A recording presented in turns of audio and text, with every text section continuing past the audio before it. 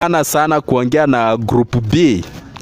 Nataka kusema ya kwamba niliona group A, the government, ni kama hawataki, ni kama wanataka kuongea na group B. Ruto refused to meet Tanzania's President Samia Suluhu Hassan, who came into Kenya on a mediation mission.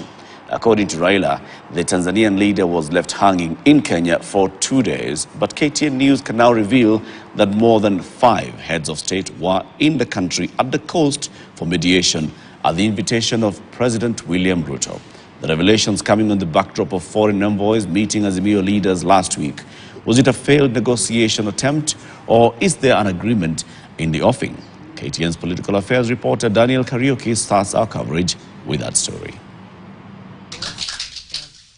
Azimio leader Raila Odinga Tuesday made damning revelations of an imminent mediation between President William Ruto and himself several weeks ago. There have been also attempts from outside.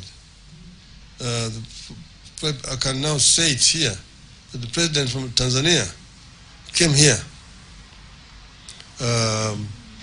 2 weeks ago at the invitation of President Ruto to mediate. According to Odinga, who was addressing the international media, President Samia Suluhu was in the country for 2 days, a visit that had been initiated by President William Ruto himself. And she was kept waiting, not from our side. We were available, but the other side was not available. She spent 2 nights here, and it was all in vain. The opposition claims it has several times offered itself for talks, but the government has been hesitant to meet them. According to Raila, the president is living in delusion. I myself have said I'm ready to sit with other people to discuss these issues. He is actually pretending, he's living in delusion that we don't have a crisis. But we have a serious crisis that requires patriotism to resolve, and we are ready ourselves.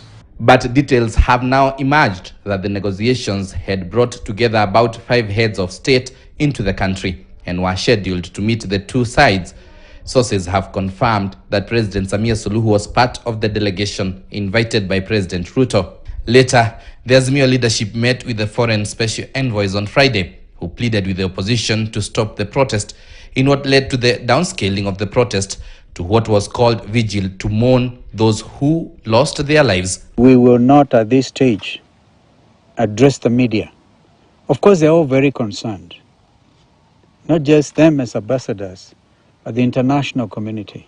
Suluhu's visit, which was not made public, envoys meeting that Azimio had dismissed, a clear indication of behind-the-scene beehive activities that could signal a possibility of the 2 sides working out a plan to come to an agreement. Other people have tried.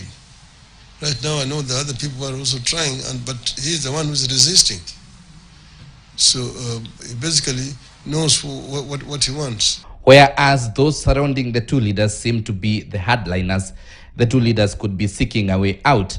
In 2007, na group B pia hivyo, kila mtu anavuta upande wake, lakini niliona maongezi, niliona I saw negotiation again.